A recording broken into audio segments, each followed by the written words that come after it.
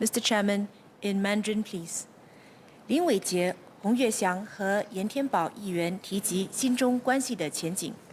新中关系保持良好态势，两国之间不断的深化合作及巩固独特的、与时俱进的全方位合作伙伴关系。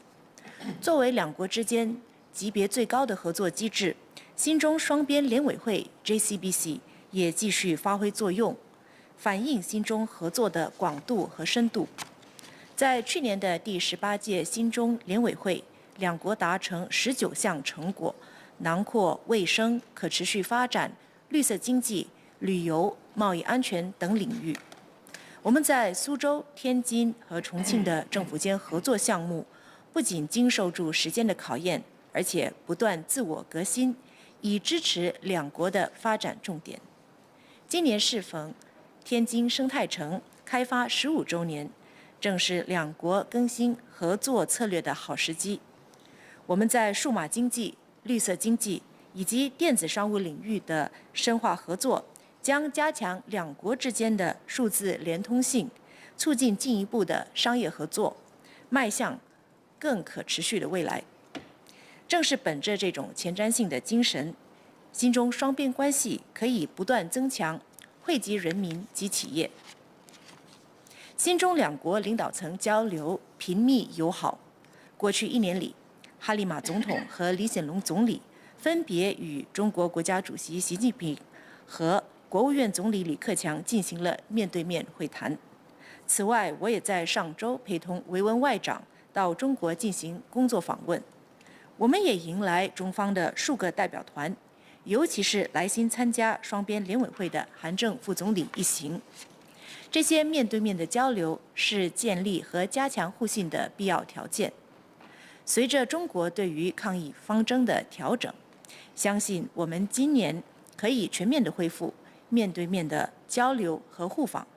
我们期待与中方朋友们聚首，认识新担任各项职务的人员，进一步加强双边关系。Mr. Chairman, please allow me to continue in English. Ms. Janet Ang asked what could be done to strengthen bilateral engagements with the U.S. Singapore-U.S. relations are also excellent. PM visited the U.S. twice last year, in March for a bilateral visit and in May for the ASEAN-U.S. Special Summit hosted by President Joe Biden. Several cabinet colleagues have also made visits to the U.S. In Singapore, we hosted visits by key members of the Biden administration last year, including 4 cabinet members, Secretary of Defense Lloyd Austin, Secretary of Energy Jennifer Granholm, Secretary of Homeland Security Alejandro Mayorkas, and U.S. Trade Representative Catherine Tai. We also hosted visits by members of Congress, including one led by then U.S. Speaker Nancy Pelosi. The intensity of engagements reflects the breadth and depth of our bilateral relationship. Greater engagement with the U.S. will benefit not just Singapore, but also our region. That is why Singapore participates actively in the U.S.'s Indo-Pacific Economic Framework, or IPEF. Singapore is working closely with the U.S. and other IPEF members to develop an open, inclusive, and flexible framework that brings tangible benefits for our workers, businesses, and communities.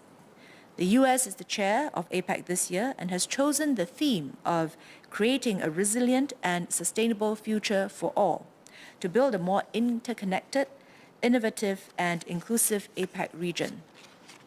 Beyond China and the U.S., Singapore is also deepening our collaboration with many other like-minded partners.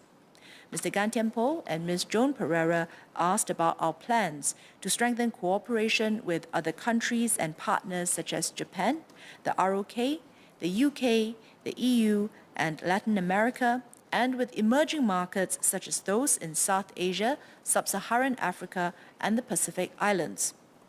High-level exchanges were frequent with Japan and the Republic of Korea in 2022. President Halima attended the inauguration ceremony of ROK President Yoon Suk-yeol, while PM made 2 working visits to Japan. We also welcomed Japanese Prime Minister Kishida Fumio's first official visit to Singapore. digitalization is a recurrent theme in our cooperation with Japan and the ROK. Singapore and Japan signed 2 memoranda of cooperation covering issues such as artificial intelligence, cybersecurity, and digital government transformation. The Korea-Singapore Digital Partnership Agreement entered into force this January. We will continue to deepen bilateral cooperation with both Japan and the ROK. Relations with the UK and the EU are underpinned by strong economic ties and our common commitment to supporting free trade and a rules-based international order. We have FTAs with both the UK and the EU. We are enhancing connectivity in the digital realm. For example, our digital economy agreement with the UK entered into force last year, and we signed a digital partnership agreement with the EU earlier this month. Looking ahead, we will sign a green economy framework with the UK next month, and we are also working towards launching negotiations on a Singapore-UK investment protection agreement. As the gateway to the region, Singapore can play an active role to promote greater collaboration between Europe and Southeast Asia. We welcome Europe's interest to engage our region, including through initiatives like its €10 billion package for ASEAN under the EU's Global Gateway Initiative. With Latin America, we have concluded negotiations for an FTA with Mercosur and signed an FTA with the Pacific Alliance. Both FTAs represent significant new opportunities for us to engage the 5th and 8th largest economic markets in the world, respectively. We are also pursuing other forward-looking initiatives with partners in Latin America, such as on the digital economy, food security, and carbon credits collaboration. The latter will help us meet our nationally determined contributions while bringing sustainable development benefits and facilitating technology collaboration. To deepen our engagement of Latin America, Singapore reopened our honorary consulate general in Lima, Peru, and will open a new honorary consulate in Bogota, Colombia. While some parts of South Asia experienced setbacks last year, long-term growth prospects for the region are positive. In 2022, we welcomed official visits from the foreign ministers of Bangladesh, Sri Lanka, and Pakistan. We will continue to build on the warm ties to deepen our collaboration in areas such as food security, infrastructure development, the digital economy, and connectivity. We have seen an uptick in our engagement with sub-Saharan Africa. PM made his first official visit to Rwanda last June in conjunction with the Commonwealth Heads of Government meeting. In Kigali, PM announced the 3-year Singapore-Africa Partnership Package, or SAPP, offering customized courses for African officials to address their development priorities in areas such as climate change, digitalization, and smart cities. Africa has emerged as an engine of growth, and we will do more to engage the continent with 1.4 billion people. In addition, Singapore will deepen our engagement of the South Pacific, and we look forward to attending the Pacific Islands Forum later this year as a newly admitted dialogue partner. As a small country with limited manpower, we only have resident missions in 33 countries and regions. Consequently, we depend on the excellent support of our non-resident ambassadors, or NRAs. Mr. Raj Joshua Thomas sought an assessment of the NRA scheme. Our 46 NRAs, accredited to 48 countries and 4 international organizations, amplify Singapore's diplomatic outreach and nurture our ties with various partners, especially in places where we do not have a diplomatic mission. Our NRAs are reputable individuals both in the public and private sectors who have distinguished themselves in the fields of their respective professions and have contributed extensively to the community. We assess their performance regularly as part of the NRA appointment process. We constantly evaluate our diplomatic relations and review our scope of coverage, and will appoint NRAs to countries of interest to Singapore. Besides our contributions to international norm setting, which Minister Vivian had spoken about earlier, Singapore also extends our support to other countries in different ways. Mr. Louis Ng asked about our contributions to the United Nations High Commissioner for Refugees, or UNHCR. And Ms. Cheryl Chan asked how the Singapore Cooperation Program, or the SCP, is evolving to better meet regional and global challenges. Besides the UNHCR, Singapore makes annual voluntary financial contributions to a range of UN funds and programs and other international organizations and humanitarian mandates. Some examples are the UN Office for the Coordination of Humanitarian Affairs, or OCHA, the UN Development Programme, the International Committee for the Red Cross, UN Women, and UNICEF. We review the quantum of our contributions regularly and have increased our contribution to OCHA this year. Singapore focuses especially on capacity building in developing countries by extending technical assistance and training.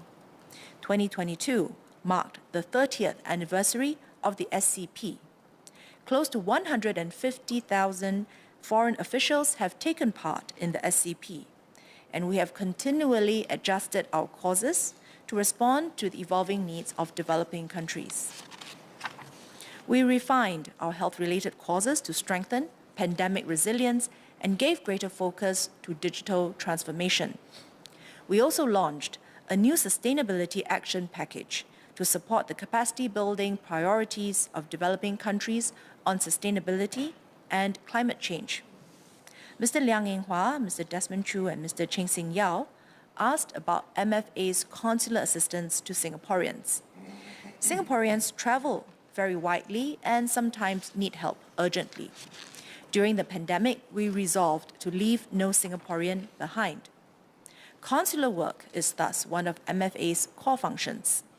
MFA officers in our overseas missions have worked tirelessly under challenging conditions to respond swiftly to changing local environments.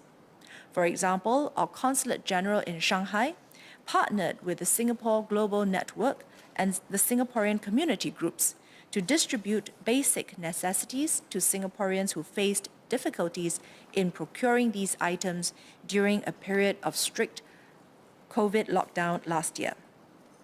With the easing of travel restrictions, MFA has assisted more Singaporeans overseas. In 2022, MFA facilitated the issuance of 730 documents of identity, a temporary travel document for Singaporeans who have lost their passports overseas to travel home. This figure was twice that of pre-COVID numbers in 2019. MFA also assisted with several complex emergencies, including the evacuation of Singaporeans from conflict areas. We worked with our Thai counterparts to facilitate the departure of Singaporean mother Olivia and her baby from Ukraine, where Singapore does not have a diplomatic mission. Throughout their journey home through Romania, our MFA officers kept in close contact with Olivia to check on their well-being and provide reassurance. This reflects the human and personal touch in MFA's consular assistance, which we endeavor to provide. To ensure that MFA continues to deliver prompt and effective consular services to overseas Singaporeans, we continually review and improve on our processes. We have harnessed digital technology to launch online applications for documents of identity.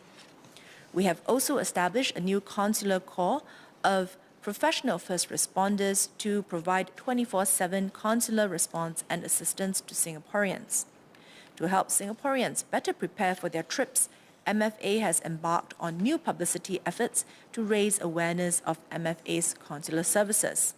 For example, the Be Informed, Be Prepared, Travel Safe campaign reminds Singaporeans to e-register, purchase comprehensive travel insurance, and provide tips on how to stay safe while traveling. The safety and well-being of overseas Singaporeans is MFA's priority. Unfortunately, our officers have occasionally been subjected to abusive behavior or encountered unreasonable requests, such as receiving Singaporeans at airports, providing security escort services, or interfering in overseas legal or commercial disputes. MFA is legally constrained in such cases. I would like to take this opportunity to stress that our MFA officers will do their very best to assist every Singaporean with a genuine need for consular assistance and within the permissible legal boundaries. At the heart of MFA's work is a corps of dedicated officers at the front line of Singapore's diplomacy every day. Ms. Herting Rue asked about the challenges faced by and the strengths that women bring to the table in diplomacy. Half of Singapore's foreign service is made up of women. Our women serve with courage and distinction at all levels in MFA, including in senior management, as well as our ambassadors, bringing to the table a natural, collaborative, and problem-solving instinct. An MFA career is very challenging for both men and women alike. The long hours, urgent demands, frequent travel, and extended time away from home can take a toll on family life. MFA has in place support systems that help our officers balance the demands of their professional and personal lives. For instance, there are provisions that make it conducive for their immediate families to go on post with the officers and support them in maintaining links with their families in Singapore. MFA officers have demonstrated resilience and determination amidst all these challenges. I would like to take this opportunity to extend my sincere thanks to our MFA officers and their families for their unwavering dedication and sacrifice in service of our nation. Mr. Gerald Giam asked how we have been engaging Singaporeans on foreign policy and what can be done to counter harmful narratives by foreign actors. Singapore is an open society with free flow of information. All countries seek to influence our people, and some even interfere outright in our domestic issues. Singaporeans must be aware of this danger and not be unwitting vectors of foreign influence. It is therefore critical that Singaporeans understand our national interests and foreign policy objectives. Our domestic politics stop at the border, and we forge consensus on our domestic politics stops at the border, and we forge consensus on our foreign policy. Our first and most important line of defense is a vigilant and well-informed citizenry that recognizes the geostrategic forces at play and understands our national interests. Minister Vivian, Second Minister Maliki, and I, as well as our ambassadors overseas, our retired ambassadors and MFA officers, have been engaging Singaporeans overseas and in Singapore. We do so in schools, through youth organizations and other platforms to communicate Singapore's core interests and the fundamental principles of our foreign policy. We will continue to reach out to all Singaporeans. Mr. Chairman, members of this House, foreign policy begins at home. If we can stay united and work together, we can make Singapore a safe and secure nation in these complex and turbulent times. Thank you.